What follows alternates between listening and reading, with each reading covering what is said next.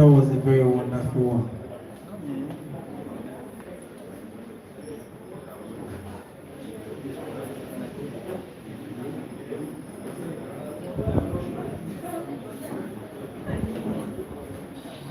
Please, can we put our hands together for our exam officer that just walked in our midst now? In the person of like Dr. Titus Ogu. Please put your hands together for him. You're welcome, sir. You're welcome, sir. Look, bro, I tell you, say we're not going to do altar call. You start with praise and worship. But that was a very wonderful prayer from him. I felt the spirit in me. And I'm not telling the spirit I feel, but I felt the spirit. So, DJ. Shake it. DJ, anthem. This DJ, the para, Oka Finest DJ. Please, can we just stand up for the national anthem?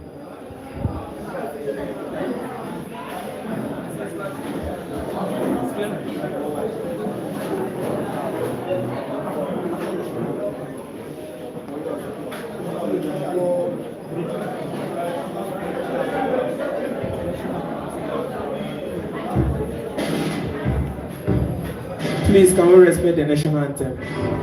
Can we stop every movement? Please, can we stop every movement and respect the national anthem? Please, please.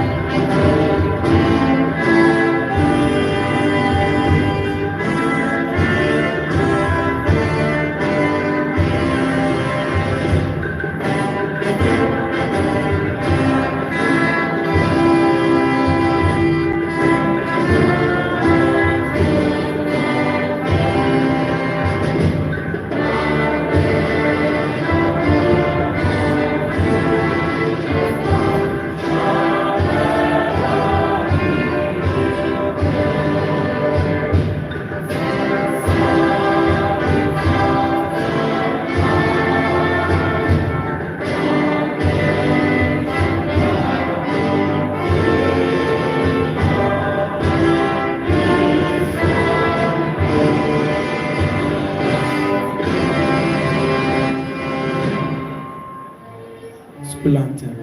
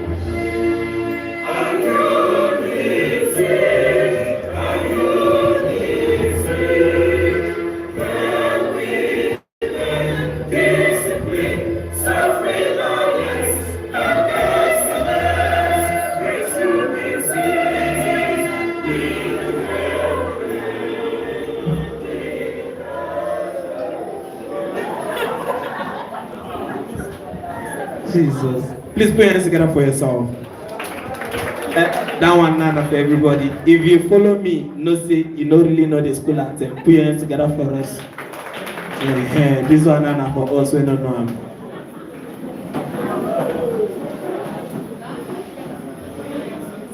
So this school anthem when I just sing, I just reminded me of something. Well, because I don't have time on my side, I don't even know if I'll talk about it. You see that any part? They go high, they go high. You know the same way they do for churches.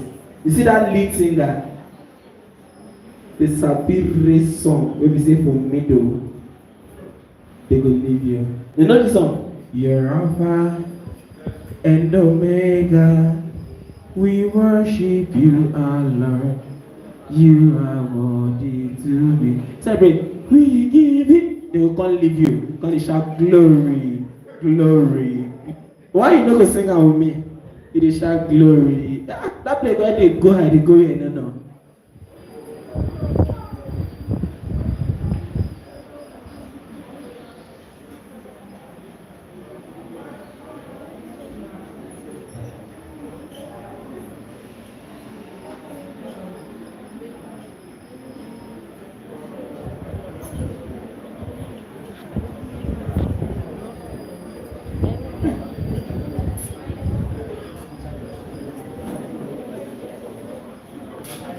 Okay, we'll be please.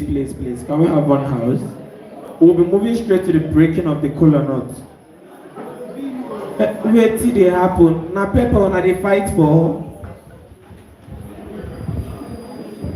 Please, if your hands are not so busy, I will need a standing ovation for our HOD, the HOD of the department.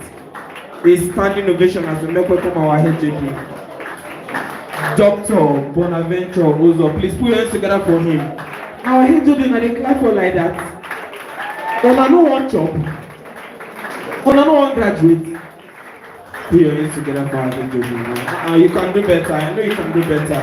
You can do better than this. Yes.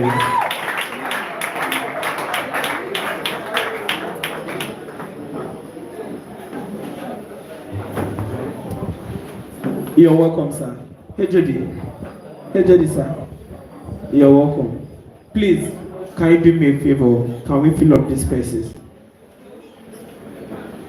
Please, Ayana, let's fill up the spaces. Let's fill up the spaces in front of us. Okay, the fan. They will bring fan for you. Just fill up the spaces. Spaces in front of you. Please, can you guys help me? Let's fill up the spaces in front of here. Huh? Okay, some people are coming. And the people that have already come should fill it up. Let's kick start.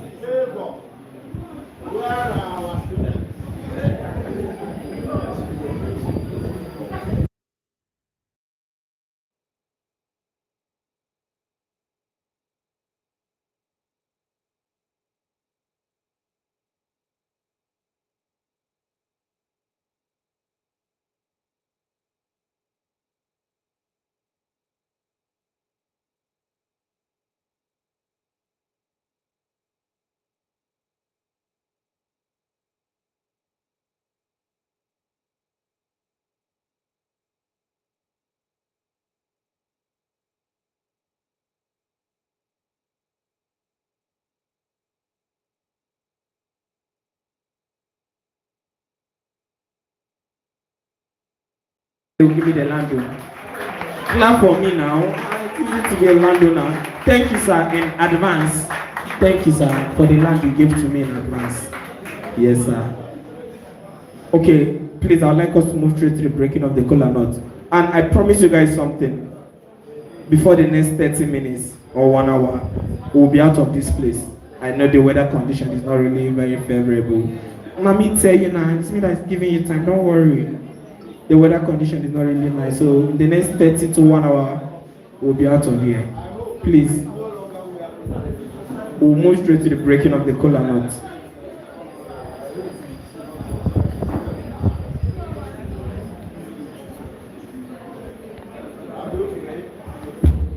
Okay.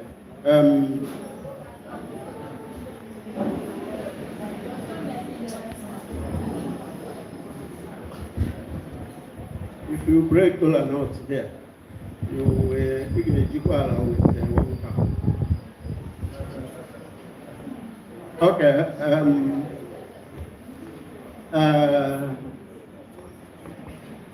Do we have students from the area? Do we have them here? Do we have students from Paul University here? Not here present. Okay. I will remove 1 color for the department, remove 1 for the staff advice, and then a representative of the Baharian should come and take a color. Where is the president? Where is he? come on, pick it. Even though I don't have enough color, it's not going to go around. So we're going to manage. Do we have anybody from Oka here? Anybody from Oka, even if you're a student, a male student? Do we have anybody from Oka, a male student? Do we have anybody from Nibo? Do we have anybody from Nise? Are you running away?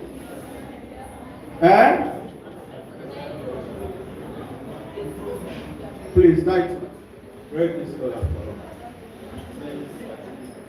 Offer to the Watanaka and Arobi. I've transferred this responsibility to you. So break the color for us.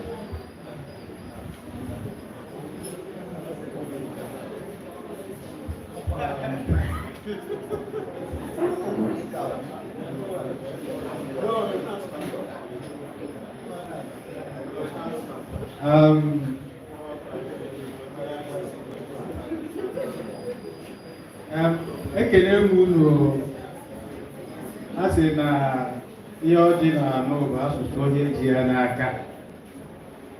Na onye ji ya n'aka bụ onye Igbo, ụmụ asụ Igbo.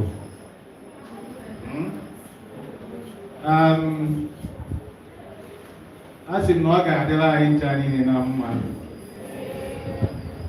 Ihe anyị ji wee bịa ebe a taata bụ ka anyị mụta ihe a ga-agwa anyị.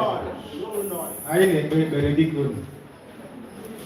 Ka anyị mụta ihe a ga-agwa anyị. A sị na ịkwụ ụda erigasị kịta. Ihe adịlọ mma, ụbọchị adịlọ mma. Onye ga-akata nkata ike egwu ya, o jewere ụdọ ugbo owu ya, ọkwa ya nụ. Anyị sị ka anyị bịa tụgharịa uche na ya bụ ihe. Because na ya bụ ihe bụ ihe gbasara agụmakwụkwọ anyị na-agụ ebe a ma ọfụma. Maka na ị na-anya ihe niile na-eme n'akụkụ anyị bụ ihe na-apụta ka obodo anyị si wee dị. Ọ bụrụ na obodo dị mma, anaghị m eche na a ga na-afụ ụdọ. Ọ bụrụ na ihe dị mma, anaghị m eche na a ga na-afụ ụdọ. Wee sị na ọbịa bịara ebe a na anyị ga-amụta ihe ọfụma. Ebe ọ bụla anyị si wee bịa, anyị ga-ana n'udo na ọṅụ. Wee kelee ndị isi anyị,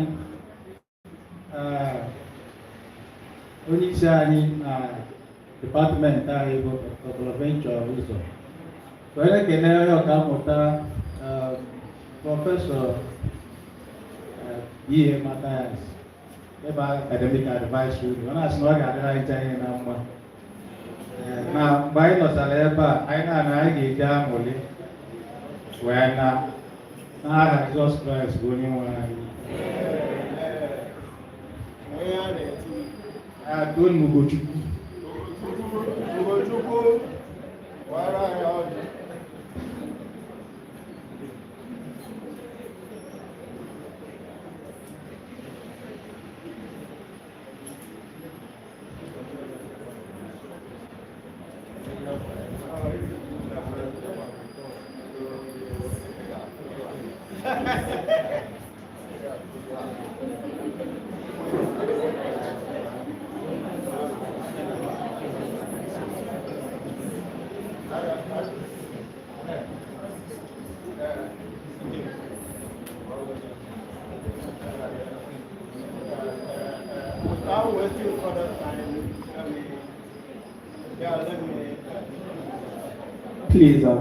Please, I have an announcement for us. This event is actually being streamed online on Unizik 94.1 FM YouTube channel. So you can share to your friends, those that are not here that would like to stream online with us. And us that are here, let's give it our best. Okay? So please, those at the back, help me come to the front. Let's come to the front, okay? Those at the back row, please do me that favor.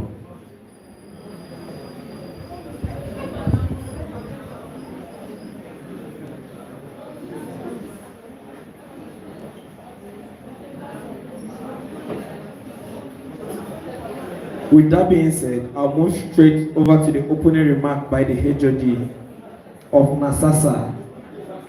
Of Nisasa. Sorry about that. HOD of Nisasa, Unizik.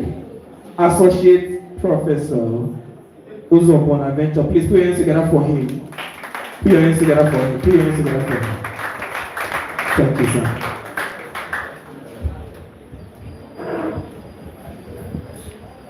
Good afternoon, everybody. Great in Sasa student.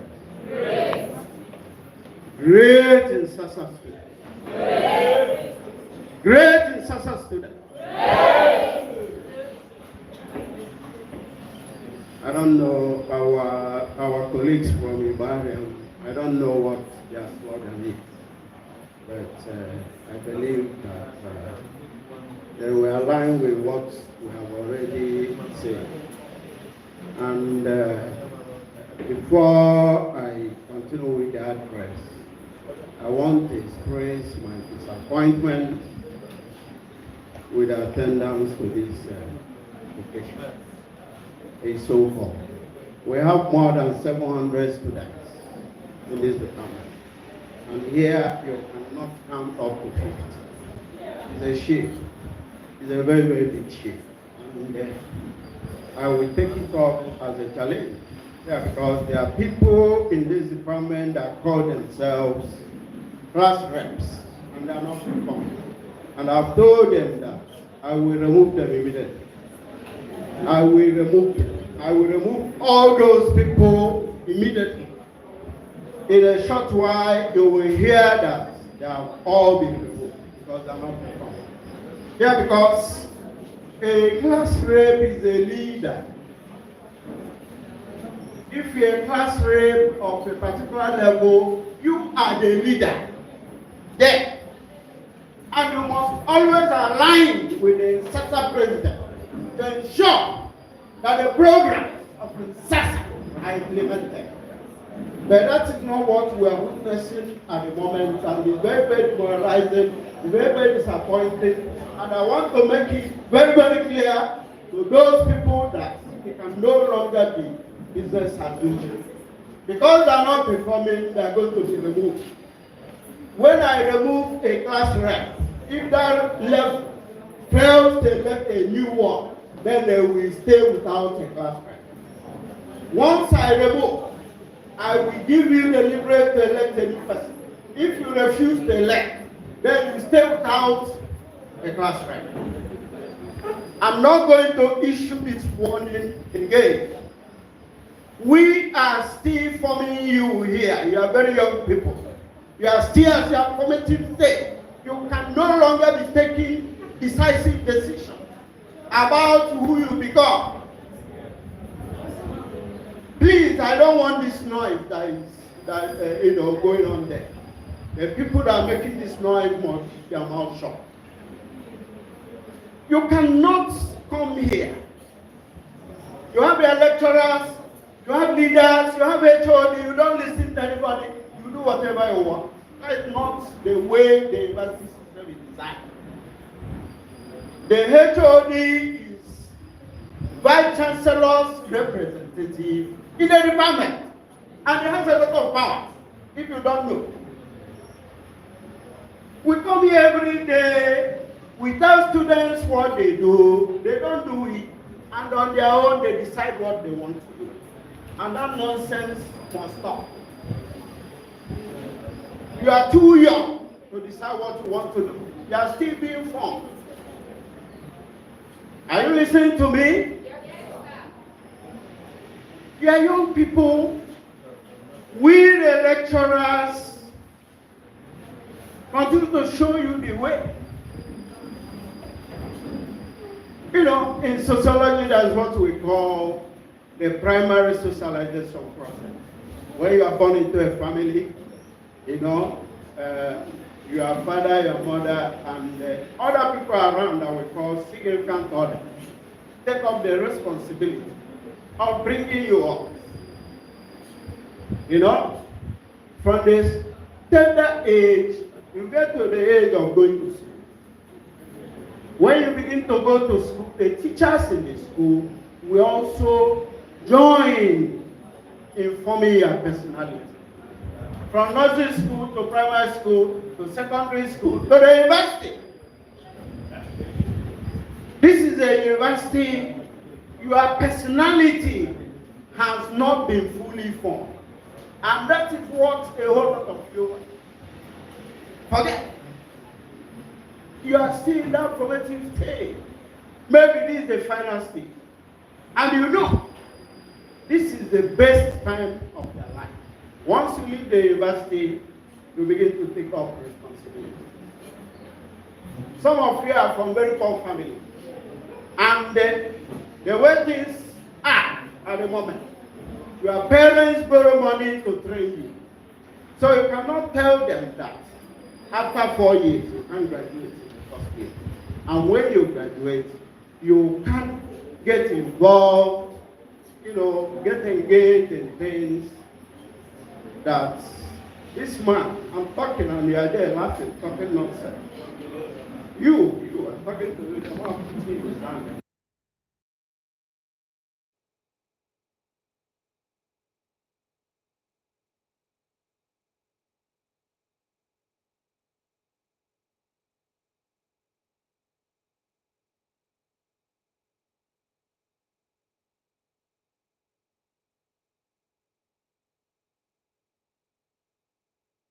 By the neck.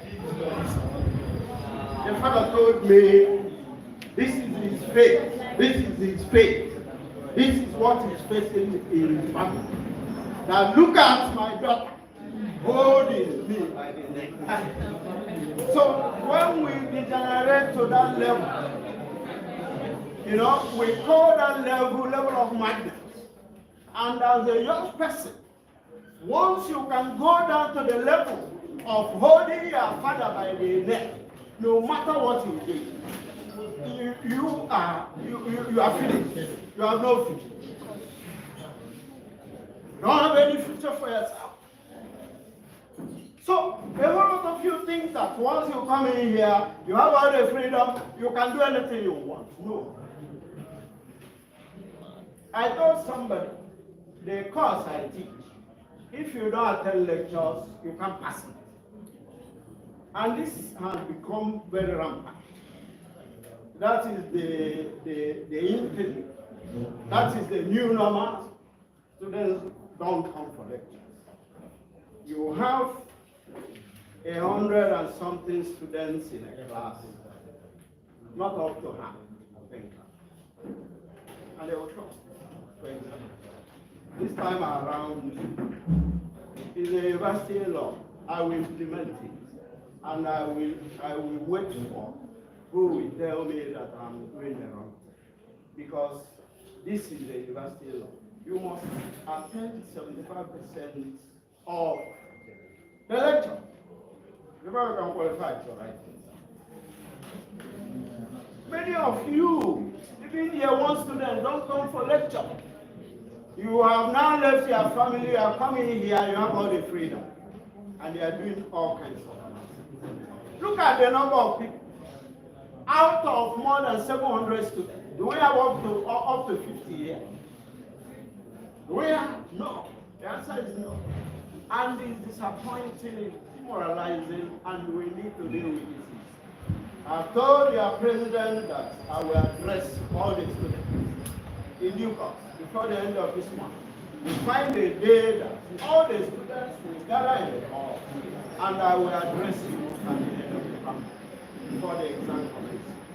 And I will tell you a whole lot of things you need to know as students. We were once like you, and the way you are going is destructive. You are destroying your future the way you are going. But let's leave that and come back to the ground. We are talking about suicide. Suicide is a social phenomenon. It's a social issue. And we sociologists have been studying, and you know that one of the renowned sociologists in the person of Udoka, did a fundamental research on suicide in order to find out why people decide to commit suicide. Yeah, because it's not normal for somebody to decide to take his or her life. It's not a normal thing anywhere. But we see it's common in our society even today. I've read a lot of things on the social media of where people are held from jumping into the lagoon, from what do they call that bridge in Lagos? From jumping into the lagoon. Even students will leave suicide notes in their rooms and take their life. Because if you want to take your life, there are a lot of ways you can do it. You can take drugs that can smolder your life, and you get into coma, and from there you pass away. You understand? There are people, when we were growing up, the conventional way of committing suicide is to put a rope on your neck, and then you go and hang yourself somewhere, maybe in the bush or in the house. Some people will put it on their fan so that they can be seen easily. When you do it in the bush, if it is where there is no thoroughfare, your body may decompose before you are found. But the important thing is that suicide is not something that is normal. I don't think that any right-thinking person will want to take his or her life. Am I right? No matter what. No right-thinking person will want to take his or her life because it's difficult to do. No matter what. It's very, very difficult to do. But some people find a way of doing it. And at the end of the day, they succeed. And we talk about, we know what Every local talked about suicide, people that are so much attached to their social group, people that are so loosely attached to their social group, and then in a setting where they're not regulating how people should behave in society, are fast, dwindling, and there are no new ones replacing them. You understand? Just like in Nigeria today, you don't have anybody to console you. You don't have anybody to tell you that tomorrow will be better. And that is it. You can only sit down and be talking to God. Because we don't have a government. Is it working? Okay. There's no government here. And we know. We know. I was listening to a program where people were saying that we are on the verge of anarchy in Nigeria because the judiciary has been compromised. The judiciary used to be the last hope of the common people. And now we can no longer vow that the judiciary will continue to defend us. So the honorable justices have elected to become, collecting money. And then after collecting large sums of money, they perfect justice. That is what is going on. And somebody was warning that in a short while, people will say there are no courts. And we will resort to what is called self-help. If you go to court, they tell you there are no courts. And they will do things their own way. That is the level we have come down to in Nigeria. So suicide is a social phenomenon. Everybody must realize. And it has to do with issues connected to the society. The way the society is being run by people in positions of leadership. In a situation where the wealth of the society is not evenly distributed, some people get advantage. Some people get discontented. And they don't have any other way to express their discontent. In the final analysis, they decide to go on their own. They take their life, let it be. So, in this discussion, we have to understand the basics. For the people that are going to discuss, I'm not one of the discussants, you must understand the basics of suicide in society. It is a social problem. And you must address that issue from this perspective. From this what? Perspective. Yeah. Because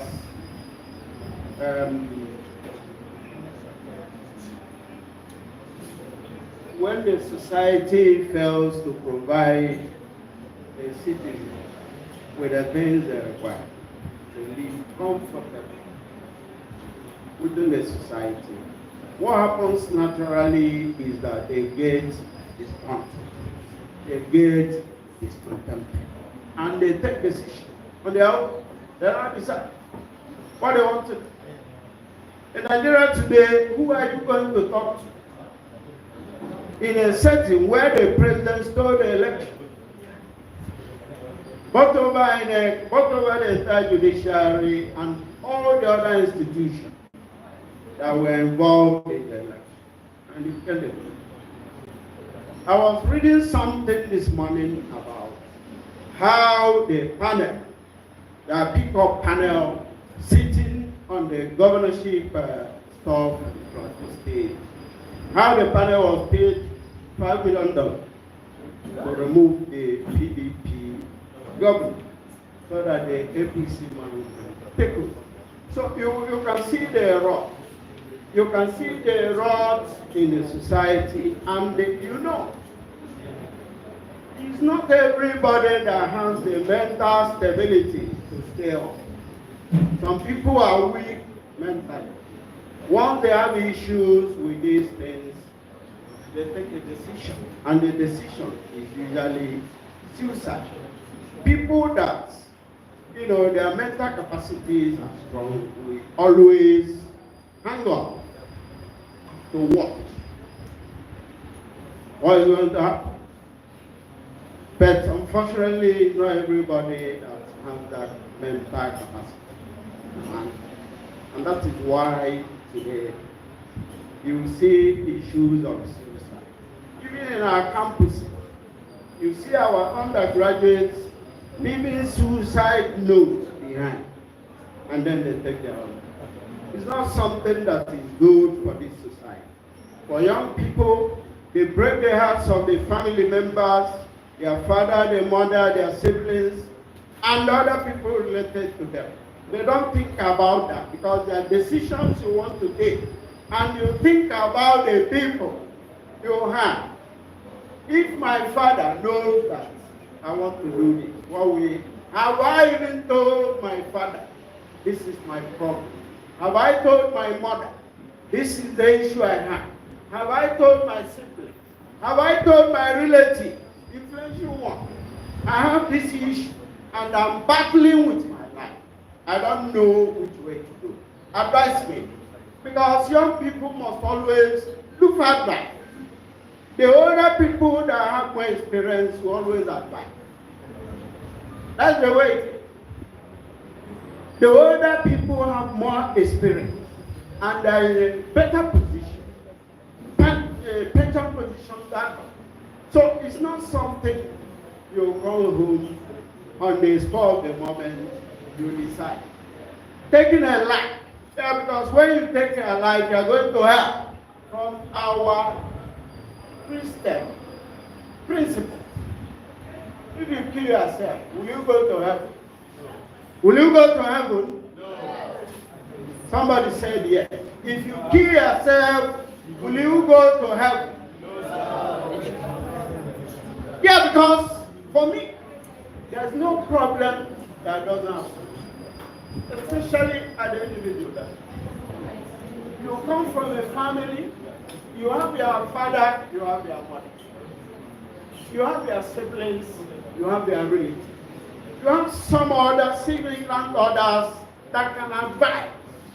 It's not every time you get frustrated that you take decisions on your own. You reach out to some other people. This is what I'm feeling. This is what I'm facing.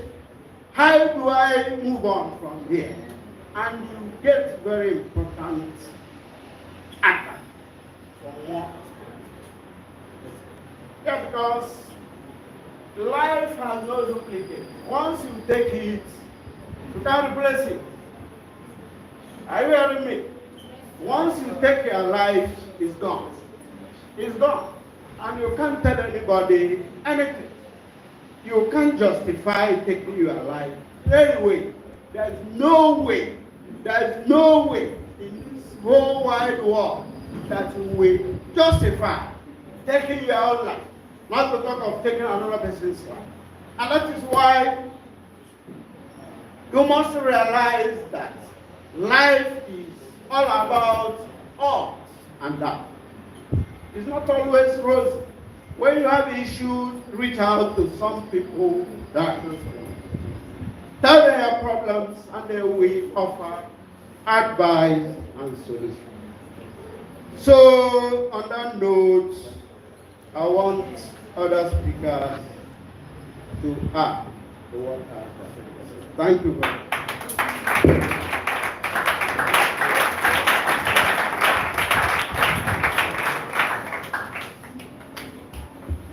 I know that clap is not for my head, Jody. That one is for me.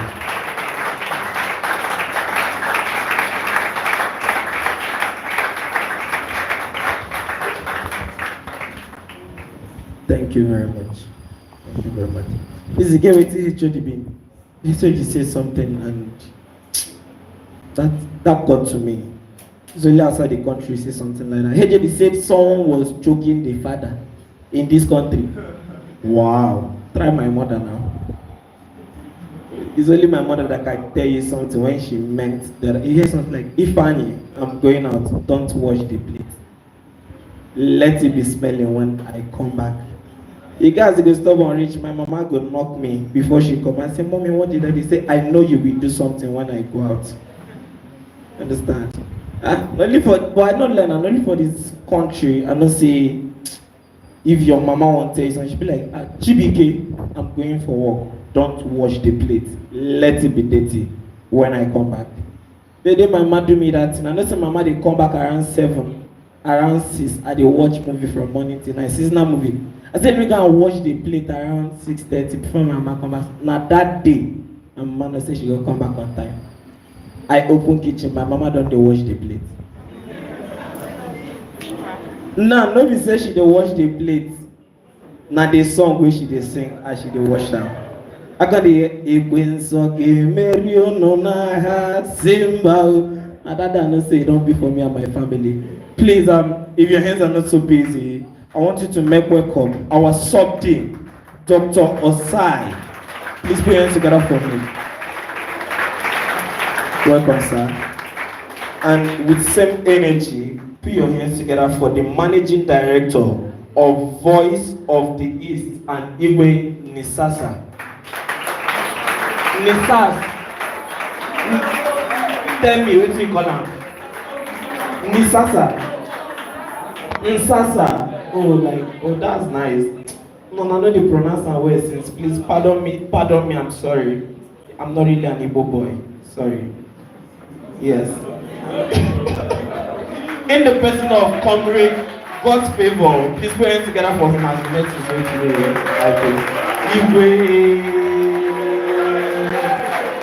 yes, this kind of way they pass emoji, yes. Unlike my own Igbo. Only way they fell emoji, yes. Yes, please, let's move straight to the point. We'll be moving directly to our first speaker of the day. Please, if your hands are not too busy, please.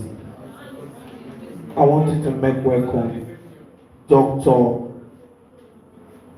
Okashu. Okay. Dr. Chukunam Daniel. Please, if your hands are not too busy, put your hands together for him. As Comrade David tells us more about him.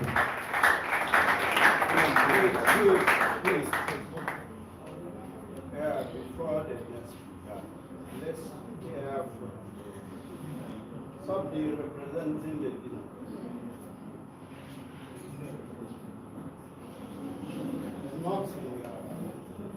Not your problem. You should have known that. That should be.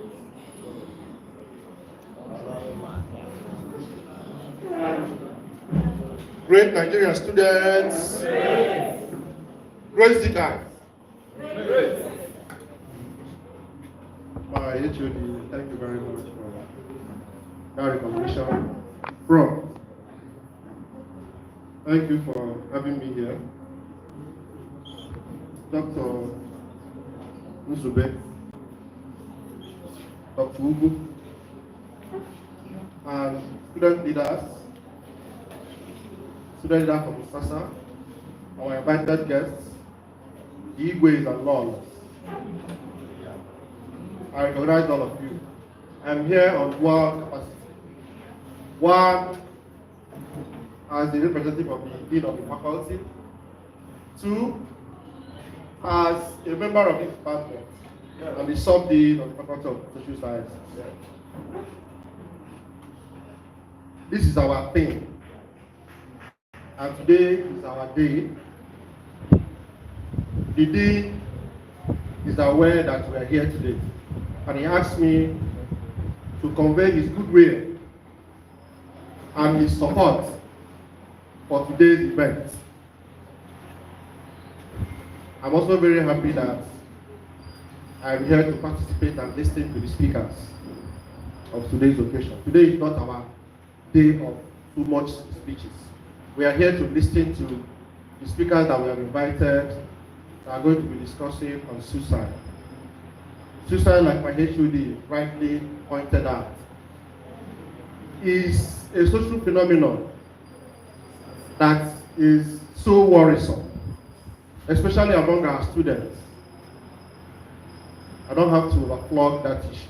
We need to listen to our speakers who have prepared themselves to come and educate us more or remind us of what we're supposed to know about suicide and probably how to avert it. That said, we're still going to speak again because we have invited guests who are not here today, who have conveyed their special message for you today. So when the right time comes, we are going to be speaking on their behalf. Thank you very much and welcome. Before I drop the microphone, I want to register my dissatisfaction for the attendance. I told my students that we are not going to have lectures today because the HOD has rightly given us a lecture free day today. But if I had known, I would have told them to come to lectures today. And from there, all of us will proceed to this place. So I don't know why they are not here. There are two students I was supposed to have it this morning. How many of you are here? Raise up your hand. Okay. What about final years? This is a class of more than 12. Course rep for second year. If I leave here now, I'm going to my office to go and get the attendance for my class. Back for those who are here. I was supposed to give you quiz this morning, but I shelved it because of this event. And now more than half of your class members are not here. So I will go to my office. I'll bring my class attendance, and you're going to mark for those who are here. And that quiz, you're not going to have it again.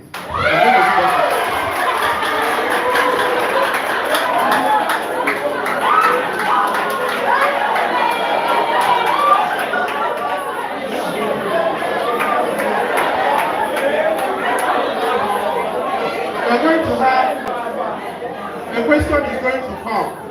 One compulsory question is going to come from suicide. Today's discussion for your exam. And I'm going to mark it and award it to a special mark. Yes. Thank you very much. You don't know what God do for you. You know somebody clap well.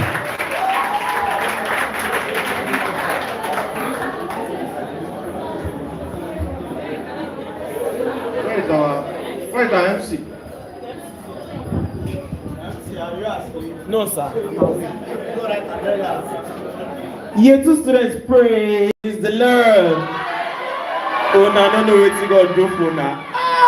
That's this one, no? Miracle not entire Jesus. That's all, my brother.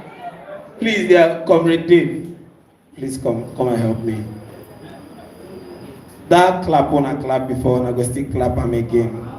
Okay, no man, now I won't clap. Thank you, sir. You have done a whole lot of miracle this afternoon. Please, if your hands are not so busy, let's make welcome our first speaker for the day, and the person of Dr. Chukunam Daniel, and my friend here, Comrade David, will tell us more about our very big doctor.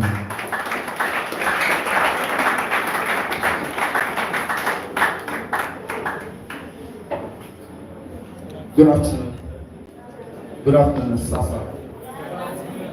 So our first guest is a doctor, Dr. Daniel Chukuma. He's a Robo. He's a lecturer at the Department of History and International Relations, Nnamdi Azikiwe University, Awka. He's a researcher with interest areas in economic and diplomatic history, a product of the prestigious University of Port Harcourt, where he completed his master's and PhD programs. He has published a number of articles and have presented papers at conferences.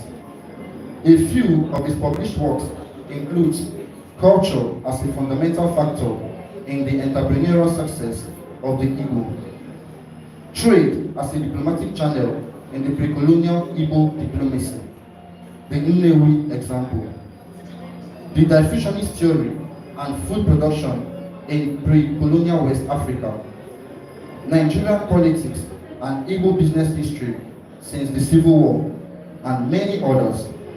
He serves as an editorial board member in a number of academic journals and remains committed to research and teachings. Ladies and gentlemen, if your hands are not too busy, please put them together as we make welcome to the podium Dr. Daniel Chukuma is the winner.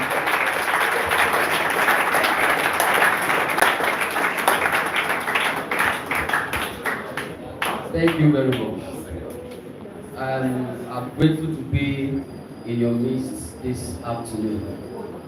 I want to appreciate the HOD and our mommy. We call him mom, we call her mommy. Mommy Benzina. Here you call her professor, but for us, she is our mommy. Thank you very much for this opportunity to stand here to talk to us. I also appreciate all the people sitting on the high table. I may not call you by name. Thank you very much for this opportunity. Yes, I hope you are happy to be here today, right? Are you happy to be here today? What I'm going to be talking about today is, like our HOD has mentioned, is something that is very important. And I started with mentioning happiness, because happiness is key. People that commit suicide are not really happy people. And if we can make effort, to keep ourselves happy, no matter what the problem is, it will go a long way to enable us to avoid things that could lead one to suicide. Now, as a way to introduce what I want to say today, I would like to make a few comments. And the first thing I want to say is that suicide is a product of a person's state of mind. Now, what I'm talking about today is suicide, economic hardship, and its social impact on undergraduate students in Nigeria. So basically what we'll be talking about is on suicide and why economic hardship leads to suicidal thoughts.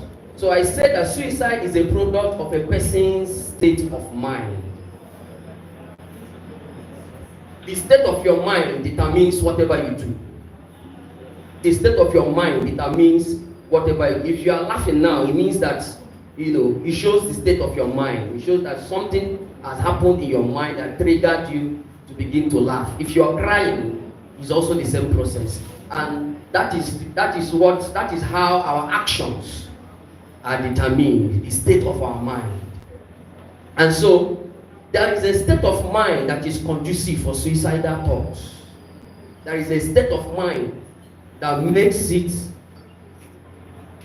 easy for suicidal thoughts to prevail. There is an environment, there is an atmosphere within a person's mind that encourages suicidal thoughts. And that atmosphere is called depression. Depression.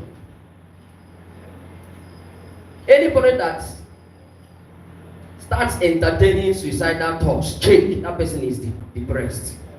That's the starting point of suicide, depression. And it has a lot to do with our mental health.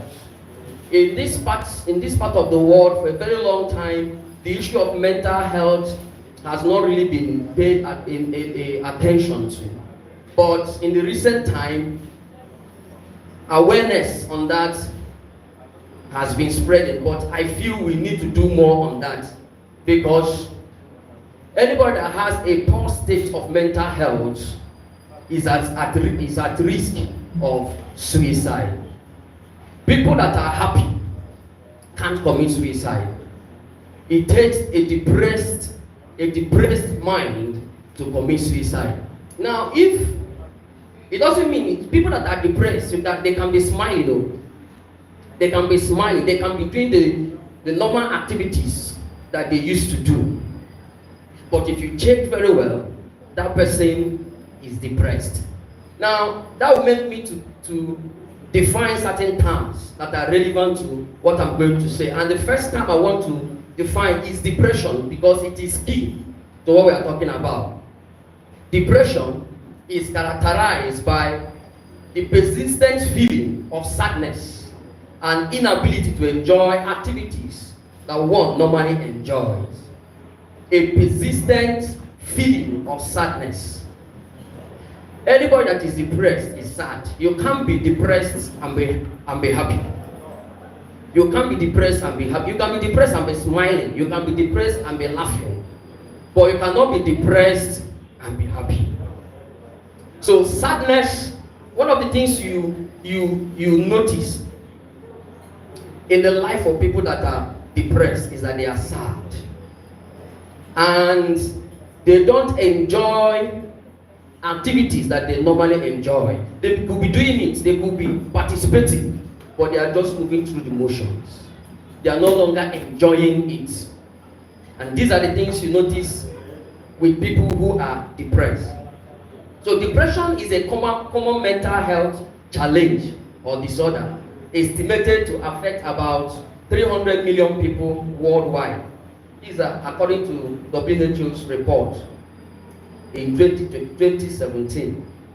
Evidence showed that university students are at a higher risk of having depression compared to the normal population. This may be because they are particularly vulnerable. They are particularly a vulnerable group due to their age group, in addition to the stress associated with being a student. Now, because of the age group that students belong to, something as simple as not having enough pocket money can bring depression to them. You may be asking, is it not having pocket money, is that simple? That is the mindset that will help you to overcome. When our HOD was talking, he said that life is full of ups and downs. So and I said that it has a lot to do with your mind. If you magnify a problem in your mind, it becomes too big. But if you have a mindset that is a small challenge, it will be sorted out. When he was talking, he also said that there is no problem that does not have a solution. So that's why I said that something as simple as not having pocket money can make a student to go into depression. See it as simple. And if you see it as simple, that problem will be solved so simply. That is how to tackle the problems and the issues of life. Just see it as simple. It will be sorted out. Now, the next thing I want to define is suicide itself. Suicide refers to an act to end one's life intentionally. An act to end one's life intentionally. So there is that intentionality. You plan it. Like you also said, it's something you have to plan. It's not an easy something. It's not an easy task. It's easier to eat fried rice and chicken than to commit suicide. Because you sit down and plan it. Am I going to drink rat poison? Or am I going to use rope and hang myself? If I'm going to do it, how am I going to do it so that it will be successful? So it involves planning. You think about it. So it's an intentional act. Now, an ordinary person, a normal person cannot, an average person will like to please himself, to do things that will make him happy. Will not like to hurt or harm himself. But when somebody begins to entertain thoughts of hurting or harming himself, even to the extent of cutting short his life, then something is fundamentally wrong. And that is the reason why we should pay attention to the issue of depression, because that is where it starts. Depression. Now, the next thing I would like to define is suicide ideation. Suicide ideation. Suicide ideation can be defined as having thoughts of committing suicide. Having thoughts of committing suicide is called suicide ideation. It means that idea has already started playing in your mind. You already started thinking about it. Suicide ideation is an advanced state of depression. It's an advanced state. It's not everybody that is depressed that is thinking about suicide.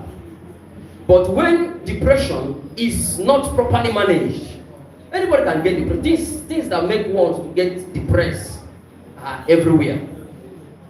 But when it is not managed, when it is not handled properly, it can get to the advanced stage called suicide ideation. At that point, you are not only depressed, you are depressed and you have already started entertaining thoughts to commit suicide. Then the last thing I would like to define is economic hardship, because we are trying to draw the link between economic hardship and suicide. Economic hardship. Economic hardship is a period of general economic downturn. It is a time when individuals and families are overburdened with financial difficulties. Economic hardship it has to do with financial difficulties. You cannot meet your needs. Things are hard. Things are financially hard for you. Your needs cannot easily be met, and sometimes you don't even know how it's going to be met. This is what is associated with economic hardship. And the situation around us, in the environment we find ourselves in this country, has made it that economic hardship is a serious matter now. People are suffering. That is the truth. People are suffering. Things are hard. Things are hard. And when things are hard, it's covered that parents will be finding it difficult. They will have a challenge in supporting their children in school. And when parents are finding it difficult, students who are the children will also find it difficult, because it will not be flowing as it used to flow. And you will have difficulty. And if you don't properly manage it, you will get depressed. So now what we are going to do is to draw the relationship between economic hardship and suicide among students. Like I mentioned, depression is key to suicide.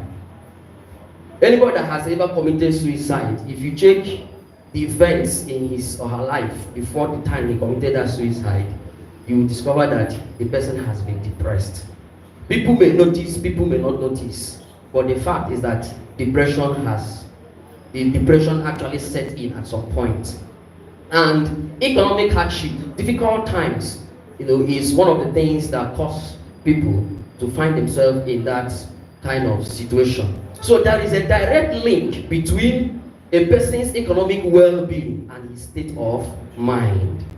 I say that it has a lot to do with your state of mind. So there is a direct link between your economic well-being and your state of mind. A good example is, we are all seated down here. You have your phone, and all of a sudden, alerts enter your phone.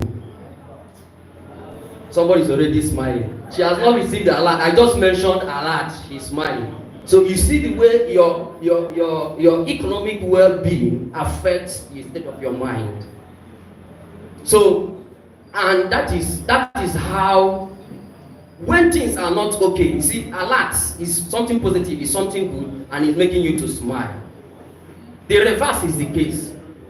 When there is economic difficulty, and for a very long time, you don't even know how you are going to solve your problem, that smile will turn to frown. From frown, it will become sadness. If it's not properly handled, it can enter into depression. So there is a direct link between our economic well-being and our state of mind. A favorable economic condition will most likely ensure a serene and calm state of mind, while economic or financial hardship would most likely lead to a depressed state of mind. So findings or studies by researchers have established that economic difficulties or hardship normally leads to depression and increases incidences of self-destructive behaviors such as suicide. So if depression sets in as a result of economic hardship and is not properly handled, it can actually lead to suicidal thoughts. That's suicide ideation. Hence, suicide is one of the social effects that arise from a poor state of the economy. Our HOD mentioned it when he was talking. Suicide is one of the social effects that arise from a poor state of the economy. When the economy is bad, when things like we have in Nigeria and things are not going well, you may not know the number of people that have already started entertaining thoughts of suicide, or people who have already committed suicide because they feel hopeless. They don't know how to solve their problem. It is a social problem that is created by an economic problem. It is a social problem that is caused by an economic problem. There are other reasons why people commit suicide. There are other reasons why people commit suicide. There are people that commit suicide because their boyfriend served them breakfast, or their girlfriend served them breakfast. If you have been served breakfast here, can I see your hand? They served you breakfast before. Or if you have served somebody breakfast. See, it's not that deep. Can you talk to your neighbor? Tell him or her it's not that deep. It's not that deep. It's not enough for you to go and commit suicide. But that's aside. What we are looking at is economic hardship as a cause for suicide. There are other reasons why people commit suicide, but today what we are looking at is economic hardship. The counter-cycle theory and the pro-cyclical theory tend to explain why economic hardship increases suicide deaths. These are two theories that explains why economic hardship normally lead people to commit suicide. The counter-cycle theory, propounded by Henry and Schott in 1954, states that suicide rates tend to rise during times of economic bust and fall during economic boom. So if there is economic bust, it has scattered. The rate of suicide rises. When there is economic boom, that means things are going well, the rate at which people commit suicide reduces. It is based on the frustration aggression premise. frustration aggression. Frustration aggression is also another theory. But now to explain that a frustration aggression is that you are frustrated. When people are frustrated, they tend to be more aggressive. When people are frustrated, there is economic difficulties, things are hard, they get frustrated. At that point, any small thing makes them angry. They are normally aggressive. But in the case of suicide, their aggression now is now inward. Instead of attacking others, they are attacking themselves.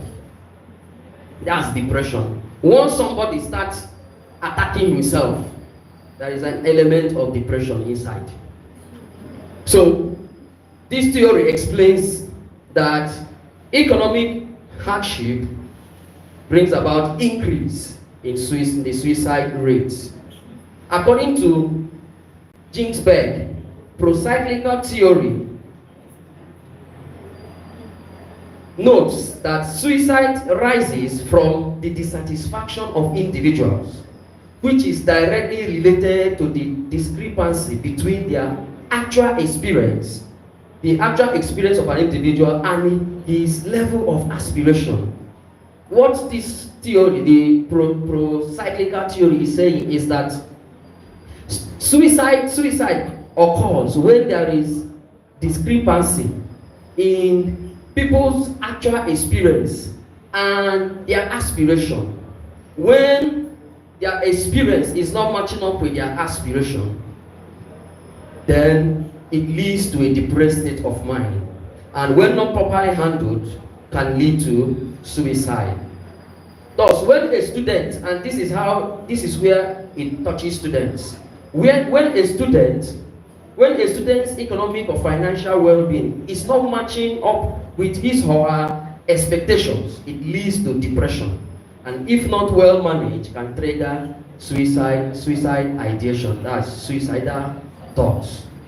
When your expectations is not matching up with your reality, it's not matching up with your experience, it can lead to depression. So this is their explanation, and it is correct to a very large extent. And this has happened it has happened in this school when it was announced that a student committed suicide.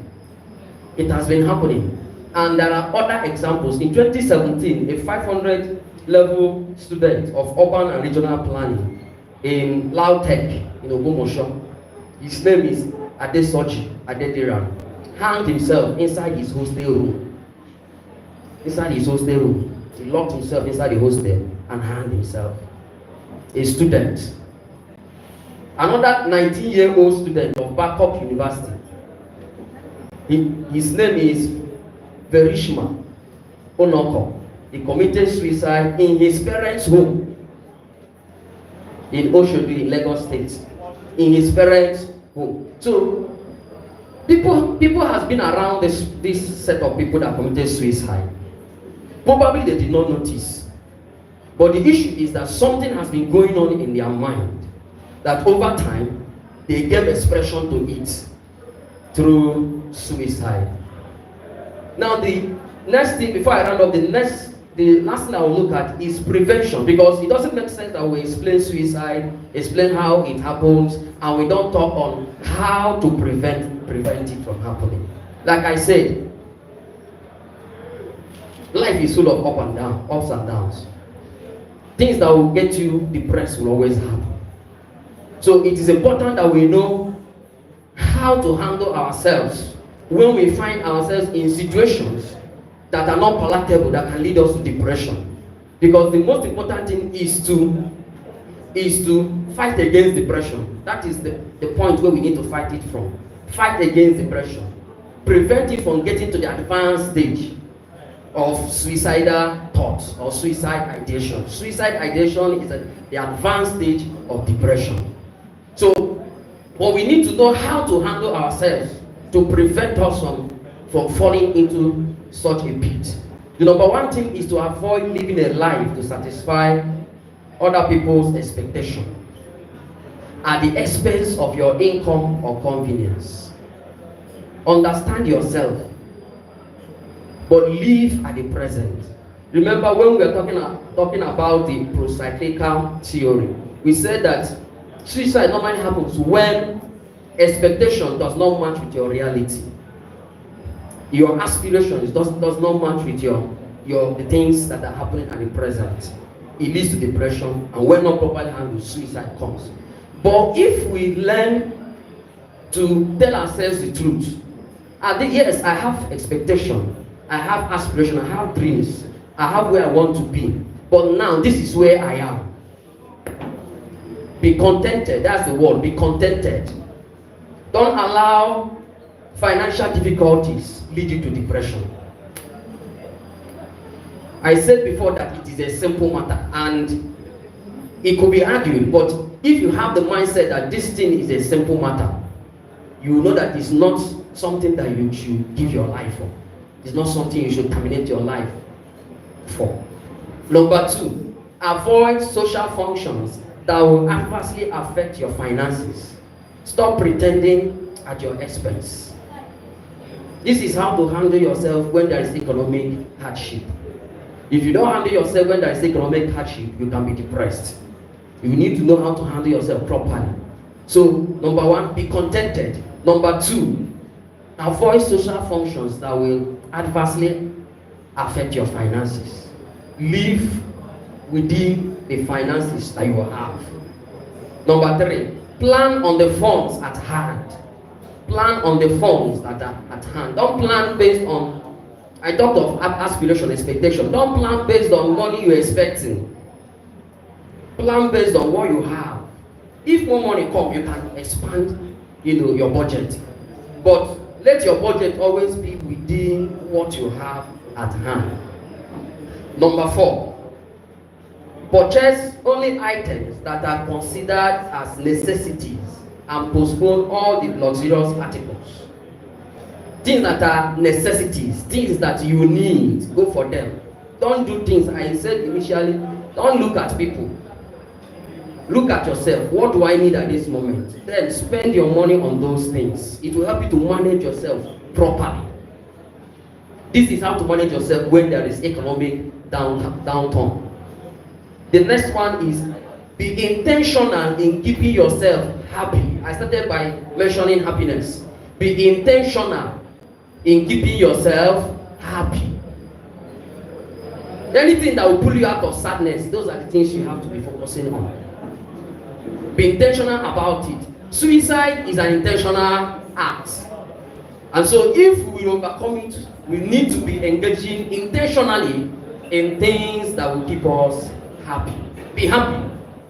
It's for your own good. It's for your own well-being. It's for the betterment of your health, your mental health. Be happy. If something will make you sad, avoid it. If something will make you angry, give you negative emotions, avoid it. It is not for your own good. Next is exercise frequently. Exercise frequently. It helps to ease depression. If you can play football, play football. There is time for everything. If your own is to jog or to run, engage in it. Exercise has a way of easing depression. Physical activity. Then lastly, go for counseling. Seek counseling. There are people around you. You have your lecturers, you have your staff advisor. If you're a Christian, you go to church, you have your pastor. You're supposed to have mentors, people you can talk to. Because people that commit suicide, they do it in silence.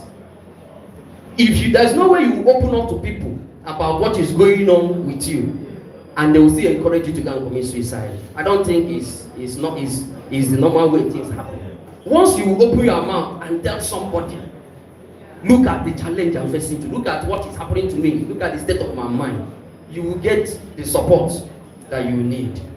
So seek counsel. Don't die in silence. It's very key. So in conclusion, I would like to state that please note that no matter the level of economic or financial difficulty you are going through, suicide is never an option. Make a conscious effort at all times to keep yourself out of depression. Remember that solutions to life's problems are easily accessible when we are happy than when we are sad. So always be happy. Thank you and God bless you.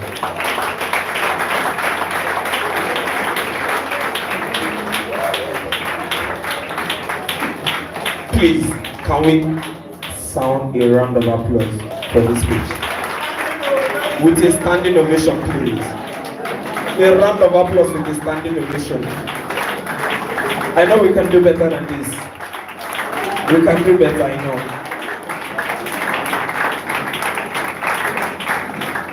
Thank you very much, sir. Thank you very much, sir. That was a very wonderful one. Please, as the event is going on, ensure you're taking down things, you're writing stuff down. And at the end of the day, if you have a question, compile it. We will make an avenue for that. Please. With same energy, same vibe, I would like us to put our hands together for our second speaker. Please put your hands together for the second speaker. And the person of Comrade Stephen Sunday. Please put your hands together for him. Comrade David, tell us about him, please.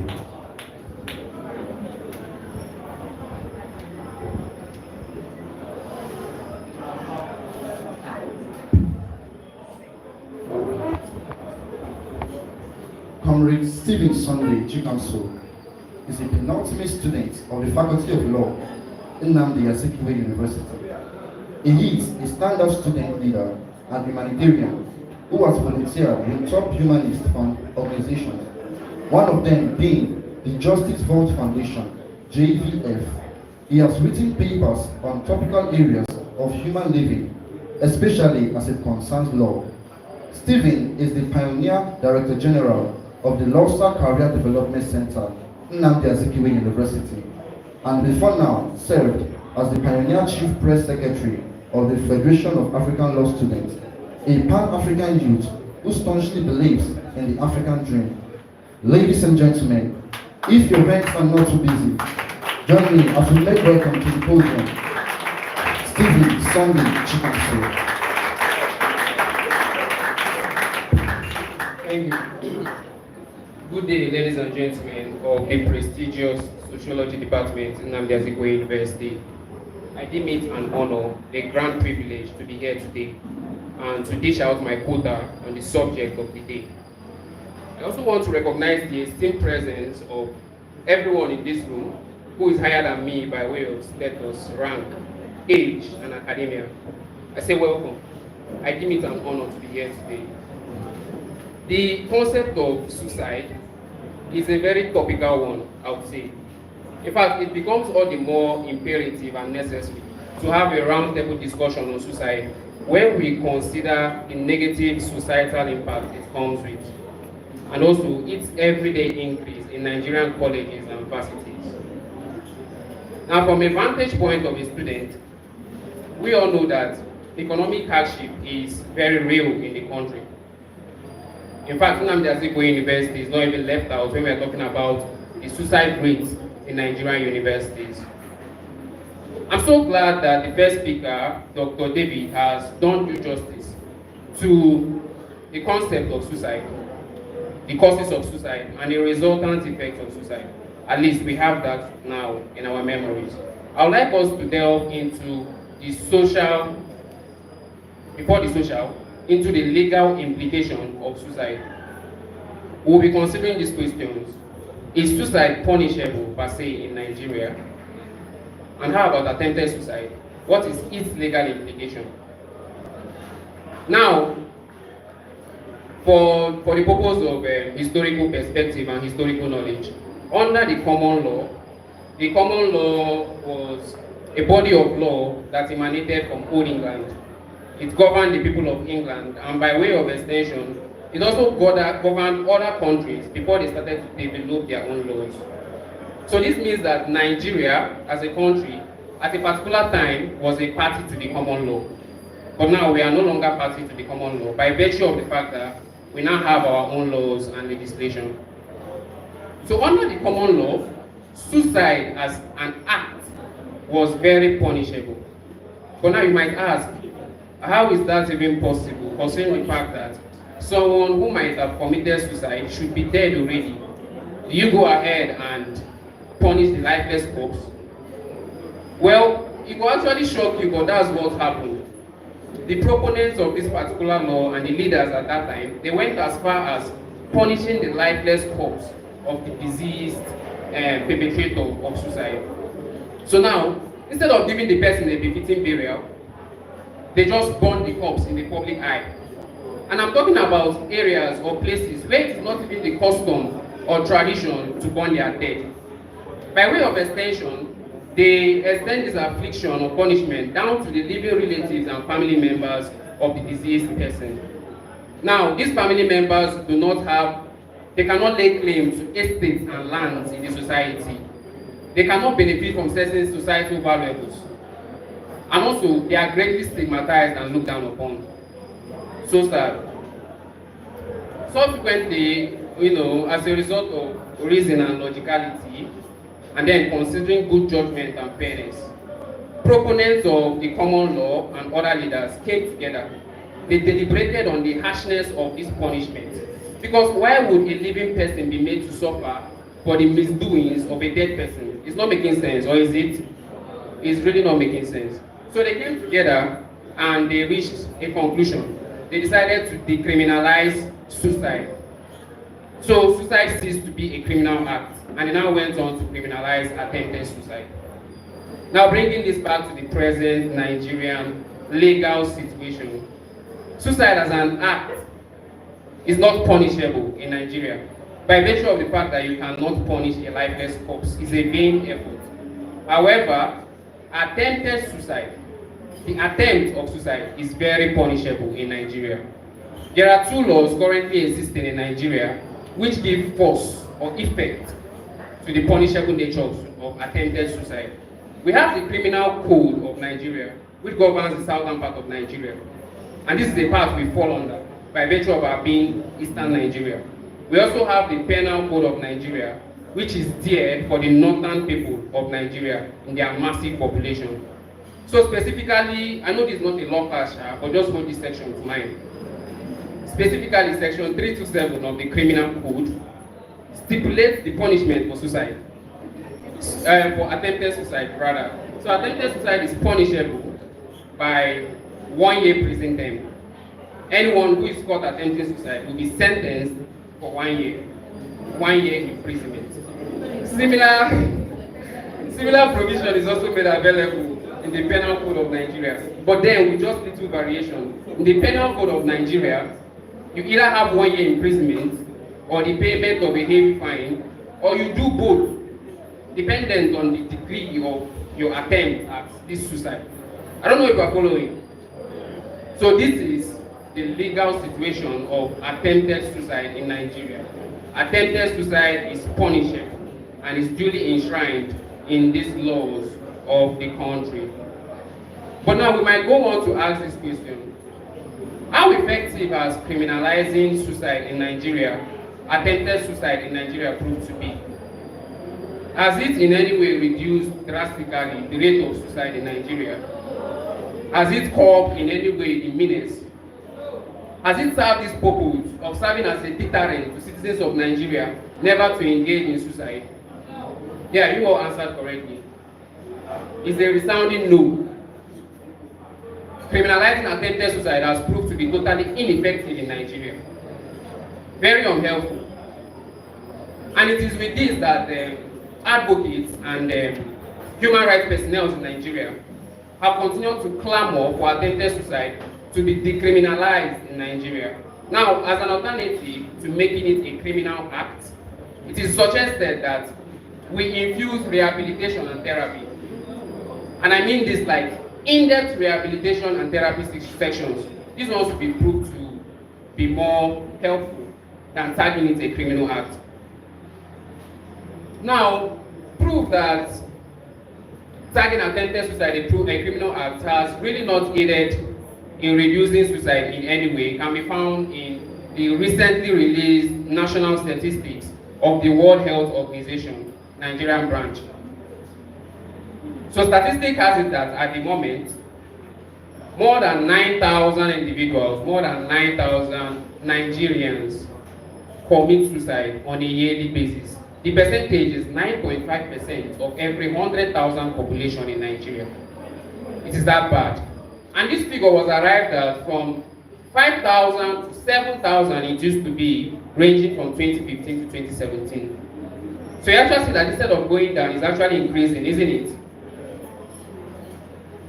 And what is more baffling is the fact that for every completed act of suicide here, you have like 15 to 20 failed attempts.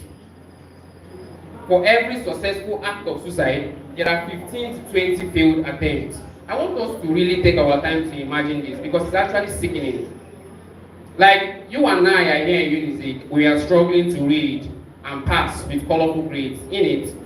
But then you find out that there are certain people, someone is actually hiding in the corner of his room, intentional about self-destruction, formulating ways, various means to deprive himself of life.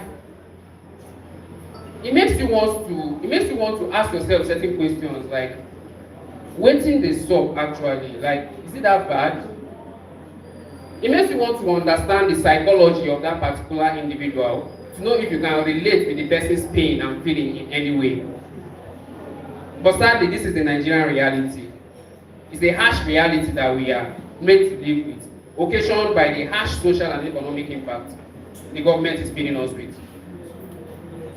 Another reason why I, in harmony with other human rights activists and socialites, continue to decry the criminal nature of attempted suicide is a consideration of the things that cause suicide, the causative factors of suicide. About 90% of suicides are prompted by mental illnesses or mental disorders. Depression for one. But in this case, I'm not even talking about your regular depression and mood swings like craving hugs and kisses and all that. It's not even that one. I'm telling you about thick depression, something the medical experts have come to term as clinical or chronic depression. So now you find out that most of these victims of suicide are actually sick patients who desire proper medical treatment. So why would you catch someone attempting a suicide and go on to tag the person a criminal? Is it making sense? What the person needs at that point is proper medical treatment, not being tagged a criminal and made to stay in prison for 1 year. Humanists continue to decry the criminalization of attempted suicide. So guys, this is actually the legal implication of attempted suicide in Nigeria. So even if you didn't go home with anything, have this in mind, that suicide is not punishable in Nigeria, but attempted suicide is very punishable. There are two laws who give power to this pronouncement, the criminal code and the penal code. However, criminalizing attempted suicide has not in any way reduced the happening of this particular act. Instead, it's been skyrocketing. And this has made people to continue to advocate and clamor for a radical reform that attempted suicide should stop being a criminal act. Now, a discussion on suicide will actually be incomplete if I do not provide certain solutions to suicide, especially as it affects undergraduates. So suicide is prompted by a series of emotional and mental phases, ranging from extreme anger, self-hate, an intense feeling of hopelessness, an intense feeling of worthlessness, clinical or chronic depression, massive distress. All these factors are in no way little things to deal with. They are all heavy things. So, we as undergraduates actually have a massive role to play in curbing the occurrence of suicide, specifically in Nnamdi Azikiwe University and by way of Nigeria, and by way of extension in Nigeria. We have ourselves. We are here for ourselves. You get, Nami get you, now you get me. You get, we need to be here for ourselves. And what this implies that as it relates to suicide, we need to be very, very observant. Pay keen attention to words, pay keen attention to utterances of your classmates, of your friends, of your dear ones.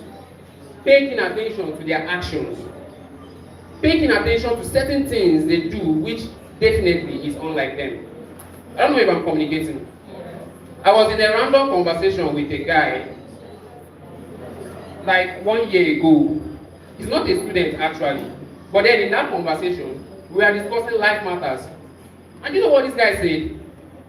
He said that for him, suicide shouldn't be deemed a bad thing. He sees suicide as an escape. He sees it as a loud expression of liberty and freedom. Who on earth gives suicide such definition? So it was at that point that I actually knew that something was wrong. Nigga was depressed, madly depressed, and I had to come to his aid. Shook it. I'm not an expert when it comes to suicide, but then I'm a human being and I really had to relate with the guy. I had to come in. So I just found my way around the whole thing, and we ended up having a very long conversation about life and all. I provided due encouragement and support to the guy, and I can gladly say that today he's still very alive and thriving.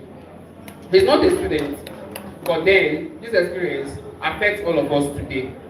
We need to be very, very observant. Build connectivity. Reach out to your classmates, reach out to your friends, for no just cause. Just by virtue of the fact that they happen to pop up in your mind. Call them, reassure them.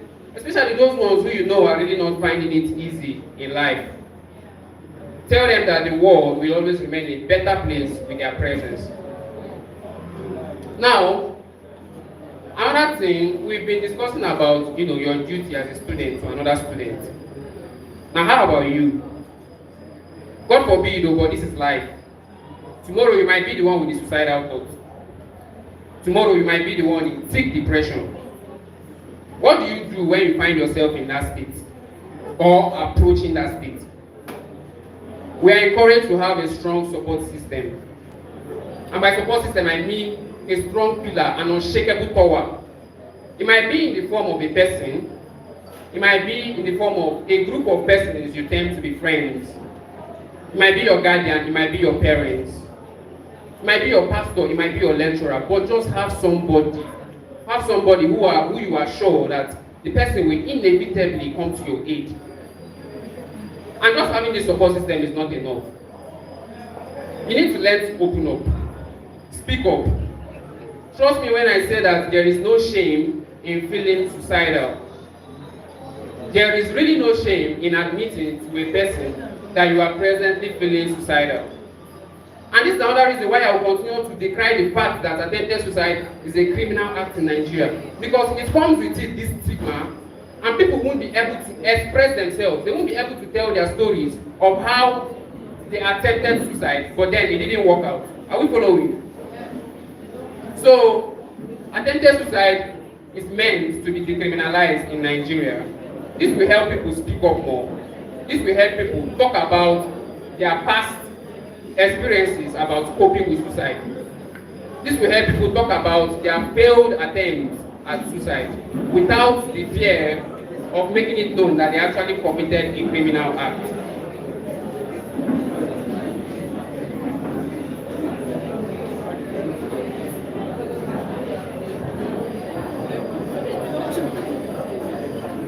Can I hear myself, please? Ladies and gentlemen of Nsasa, can I hear myself? Greatest Nigerian students. Greatest Nigerian students. So like I was saying, you owe yourself this duty. You need to speak up. You need to open up. Tell people about the mental and emotional phases you've been passing through. Tell people about your suicidal thoughts, if any. This advice affects all of us, but particularly, it affects my gender, the male gender. We have really learned to use manliness and masculinity to silence ourselves. We deem it weakness if we complain to an individual or tell them about the challenges we are facing in life. But that's not proper. See, before being a man, you are first a human being. Before being a male, you are first human. And a core characteristic of human nature is communication and relations. So being a man should not make you silence yourself when it comes to certain challenges, emotional challenges you face. Is that clear? I'm so happy that the International Men's Day, which was celebrated a few days ago, preceded this particular seminar. And yes, I would still admit that we weren't really giving us massive publicity as when it is International Women's Day or International Day of the Girl Child. But then, I actually noticed something. There was a conscious effort. There was a conscious effort for the first time in a long while to put men at the forefront. And this is very expected because most of the suicidal cases we see and hear of are actually men. Women follow too, but men is on a really high side. So please, learn to open up. Each and every one of us, learn to speak up about the suicidal thoughts we may encounter in one point or the other. Is that clear enough? Now, I mentioned something like having a support system, right? Having a strong tower, having people or a person you run to when things hit the fan and you are at your lowest. This now takes us to the quality of our friendships, the quality of our relationships, the quality of our acquaintances. Come on. There are certain people you know you hang around with and you know that if I should tell this person about my suicidal thought, the guy will just bust laugh. He won't be able to relate. Or you know that if I tell this person about this particular issue I'm going through, the guy won't even be able to relate in any way. And you actually know that you have that as a clique and you still hang around with them. Why? Most of us have like 4 to 5 cliques. We have a clique we party with. We have a clique we travailler and flex with. Now, we have this other clique where we want to be reasonable human beings and responsible human beings. We run to them. We have another clique that we run to when we need life advices and when we need help to cope with certain factors that trouble us. But who are you fooling by the end of the day? Yourself or I? Why not tell yourself the truth that a particular set of friends or a particular individual is just not good for you? When you surround yourself with the right people, it will be very, very easy for you to seek help. It won't be a situation whereby you're in a party and you're feeling alive, and when you get home, you're very depressed. It will be a situation whereby, just by your facial expression, your friends have taken note of the fact that you are not yourself, and they have asked you really pertinent questions. And please, for those who will be asking the questions or doing the encouragement, be direct. When you see that this person is at his lowest, ask direct questions. How do you feel? Are you thinking about taking your life? It's not a crime. No, ask these questions. Very, very necessary. The person will be shocked at how bold you came up with some questions and will be moved to tell you the truth and nothing but the truth. I don't know if you understand. This is regular psychology. It works every time. So, let us try to distinguish between the chaff in our life and the main stuff. If there's any relationship or friendship you are in at this moment and it is toxic to your well-being in all ramifications, in all facets of the word toxicity, cast that person away. Throw away that friendship. It's really not helping you. At the end of the day, now you get yourself. So you need to be very, very intentional about your mental well-being and emotional state. You also need to be intentional about the friends you make and keep. You need to be intentional about your circle. Because to a great extent, these people make it possible for you to thrive and live. Please and please, open up. Suicidal thoughts, these are not things you should be ashamed of spilling out. Open up and definitely people will come to your aid. I know at the moment, most of us are doing quite well and maybe we are not feeling suicidal in any way. But then this is life, things can hit the fan and you will be at your lowest. Even before you notice it. If you do, take note of these words of encouragement. Take note of these suggestions. Have a strong circle. Have people who are ever ready to pick you up and get you up and running again in this life. You as a person too, show similar encouragement to other people who you know are not finding it easy. Together, definitely, we are eradicating this menace called suicide.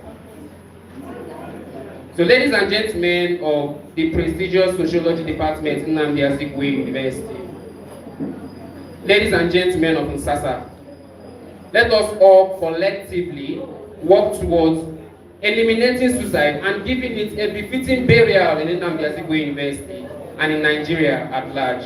Thank you so much.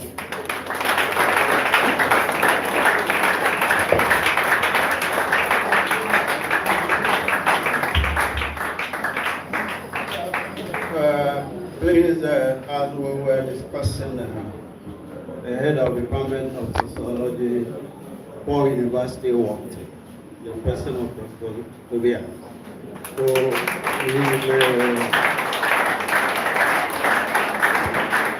he may have one or two things to tell before we continue. Please, if I'm not mistaken, if I'm not wrong, that clap was not for my HOD from Paul University, right? So please, can you jam your hands together for him? And if you did not get his name is Dr. Tobias Chineze. Please put your hands together for him, it's not easy. With same clapping ovation, let's recognize the presence of Comrade Odibo Patrick Ekene, Chairman of the Council of Departmental Presidents. Please put your hands together for him. He should wait for us wherever he is. You're welcome, sir. Thank you very much. And we also have in our midst the first female FOSA Senate President. Please, you know easy. First female FOSA President. And the person of Honorable Comrade Queen Esther Osadibe. Please put your hands together for her. Yes, she. You're welcome, man. You're highly welcome. So let's hear from our HOD from St. Paul University, what he has for us. Thank you, sir. Good afternoon, students. The head of department, Sociology, the staff advisor, the lecturer chair president, and the students of Sociology. Good afternoon. I must confess that I'm very happy and delighted to be in your midst this afternoon. And my students also, they are supposed to be here, but I don't know why they are not here. You understand the statement? Because they are aware that this program is taking place today. And also I gave approval for them to be here. But you can imagine students, they are not here. But at the end of the day, I will take necessary action against them, if possible. Because this is an academic event.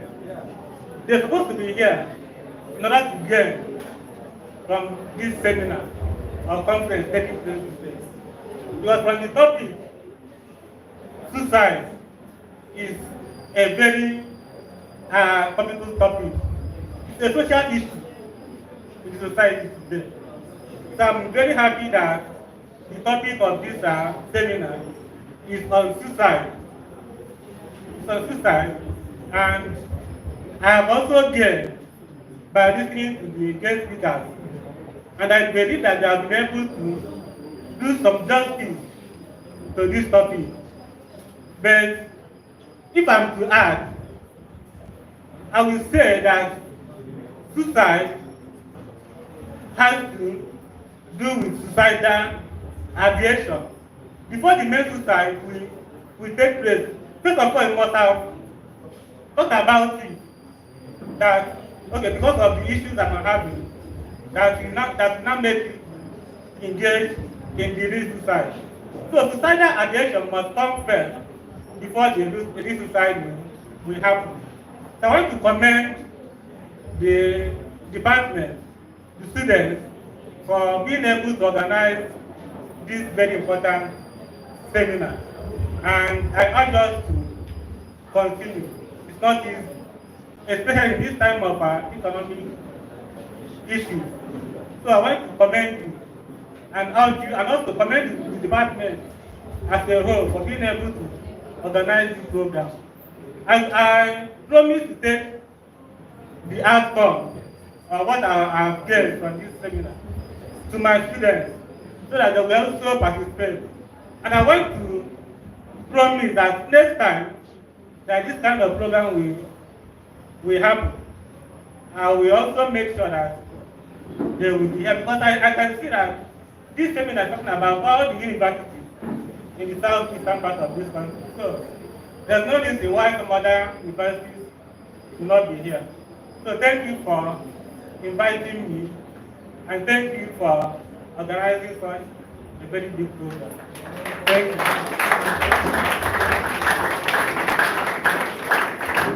Thank you very much, sir. You're highly welcome. You people should clap. Are we hungry? Even me, I'm hungry. Let's clap. Put your hands together. You know, easy to make our time and be here. Now, this is our giveaway section. Who is ready to win some cash? Yes. We want to do small question and answer, and we're giving out some little token, at least your transport fare to this place. So I'd like to make welcome Comrade David to take care of that. Please, Comrade David, let's do that. Greatest Nigerian students, great go.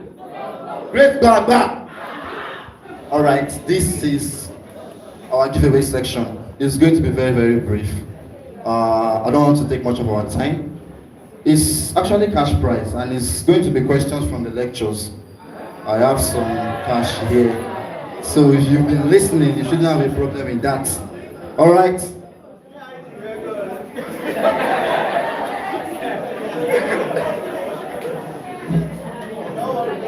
All right, sir. I believe you want something to eat. Okay. So the first question is open to everyone. It's open to everyone. The advanced stage of depression is called what? If you know the answer, just fill up your hand. The advanced stage of depression is called what? Chronic depression. Wrong. Wrong. The advanced stage of depression. A round of applause for her. The advanced stage of depression is called suicide ideation. You just want yourself 1,000 naira courtesy of the 001 of the department. Okay, second question. Who is ready? We say listen and are not here. My second question is very simple too. Describe the counter cycle theory. Describe the counter cycle theory. Okay, someone from Ibaria wants to give it a shot. The counter cycle theory describes that suicide takes place when we have something like economic boost, and it actually decreases when we have economic boom. A round of applause for him. In summary, what he's trying to say is that suicidal rates are higher when there is economic difficulty. So it's in line with what I have here. So you just want 1,000 naira. I have 1K left. 1K left. And the third question is very, very, very simple. The question is suicide punishable by law? No chorus answer. It has to be a person. I'll go to this side. I'll pick two from here, so I'll come this way. Okay. No, you need to find a Is suicide punishable? You will tell me why it is punishable by law. Suicide is not punishable by law, but attempted suicide is punishable by law. By 1 year prison term. A round of applause for her. She got it right. You have your last giveaway. And that's a wrap for the giveaway section. Please, let me take it back to the MC. Ask one question.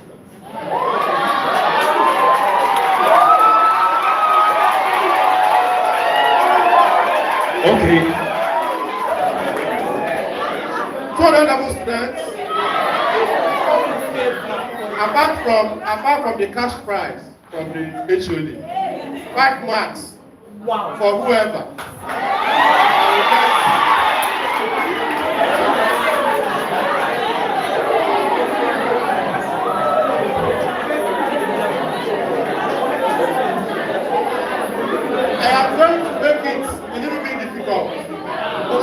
go beyond what we have listened here today. You remember that we are currently discussing the founding fathers of sociology. Good.